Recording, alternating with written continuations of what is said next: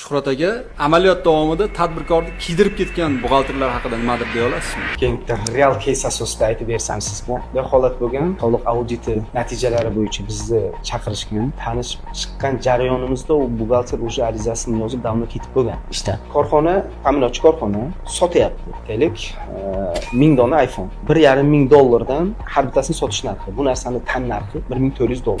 Har bir donasidan $100 foyda qilyapti. Taxminan 27%, 12% NDS, 15% foyda solig'i to'lab beryapti. Оформленный dokumentni ko'rdik. 1000 ta iPhone $1,5 million bo'ladi.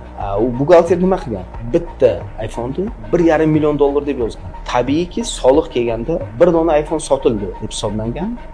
Tan narxi $1,400 ayirib tashlab, $1,498,600 daromad qilding degan. O'sha summadan NDS bilan foyda solig'i hisoblab chiqargan. Keyin uni yana bitta holati bor. Endi hujjatda bir dona sotildi. Faktiski 1000 ta sotilgan. 999 ta farq bor. O'sha 999 ta farqni yashirin yo'l bilan sotgansizlar deb hukm chiqargan. 20% jarima soliq bazasini yashirganligi uchun telefonlarga ham 12% NDS bilan налоговый прибыль hisoblab chiqarishgan. Jami hisobda dollarda aytganda $859,000, 9 milliarddan ziyod summa soliq hisoblab chiqarishgan. Vaziyatni o'rgandik, ekspertlar chaqirildi, faktlar, video tasvirlar hammasi yig'ilib Davlat soliq qo'mitasiga va biznes ombudsmanga shikoyat arizasi kiritdik.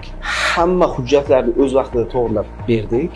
Amaldagi soliq kodeksi bo'yicha noto'g'ri yozilgan hujjatni to'g'rilash huquqiga ega bo'ldik. To'g'riladik va tadbirkorni 9 milliarddan ortiq jarimadan qutqarib qoldik. Endi insof bilan ayting, tadbirkor o'sha sotuv orqali 9 milliard foyda qilarmidi yo'qmi? Lekin jarimaga tushayotgani aniq edi. Shuning uchun buxgalter yollashda rahbarning asosiy vazifasi uni vaqti-vaqti bilan tekshirib turish.